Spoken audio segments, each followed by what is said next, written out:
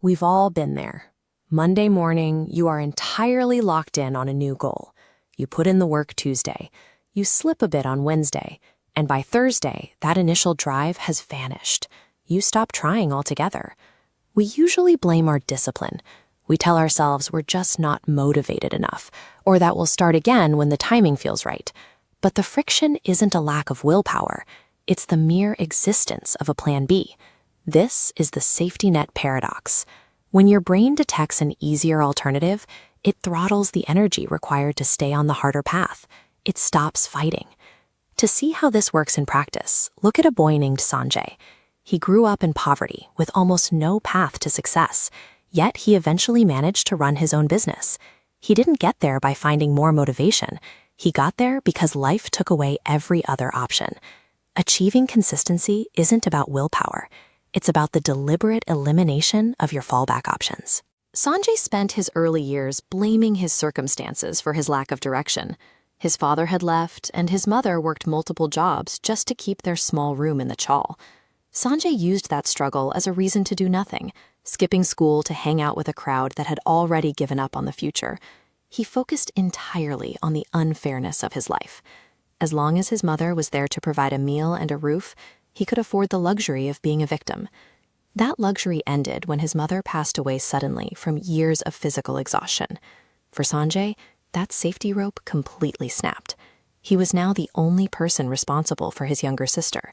With no safety net, his focus shifted from what was fair to what was necessary.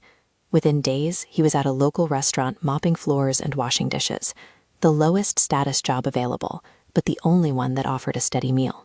The self-pity that had defined his life for years didn't just disappear, it was simply crowded out by the immediate need to survive. Cleaning floors barely covered the bills, so when the restaurant's head chef quit and the owner announced a cooking competition to find a replacement, Sanjay saw his only chance to change his sister's life. He told the owner he already knew the basics of cooking, a total lie, just to get a spot in the trial. He had exactly 1 month to learn a trade he'd never practiced. Without money for ingredients to practice with at home, he spent every break using the restaurant's Wi-Fi to watch cooking videos. He studied a discarded cookbook from a junkyard and spent his nights memorizing the step-by-step movements of the chefs he watched during the day. On the day of the trial, the gap between theory and practice was obvious. He was frantic, burning his hands on the pans and cutting his fingers as he tried to match the speed of the professionals. He finished his dish, but he was the last one to plate. When the owner tasted it, the verdict was clear. Sanjay lost. His cooking was unrefined, and he lacked the years of muscle memory the other chefs possessed.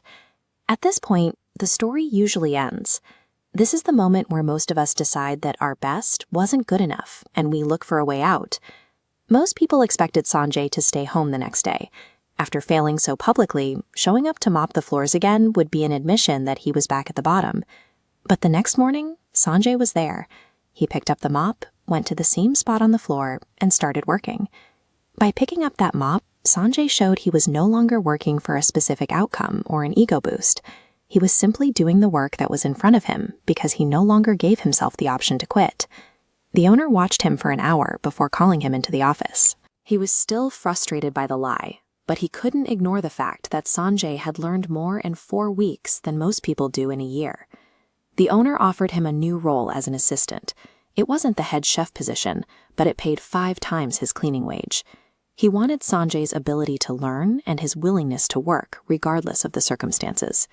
Sanjay took the job. Within 6 months, he actually became a head chef. Within a few years, he was managing a second location, finally providing the life for his sister that he once thought was impossible.